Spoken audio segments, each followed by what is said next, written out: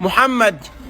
يسأل أيان يوم القيامة فإذا برق البصر وخسف القمر وجمع الشمس والقمر يقول الإنسان يومئذ أين المفر كلا لا وزر إلى ربك يومئذ المستقر ينبأ الإنسان يومئذ بما قدم وأخر بل الإنسان على نفسه بصيرة ولو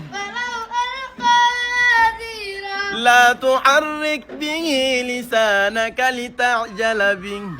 علينا جمعه وقرآنا فإذا قرأناه فاتبع قرآنه ثم إن علينا بيانا كلا بل تحبون العاجلة وتذرون الآخرة وجوه يومئذ ناضرة إلى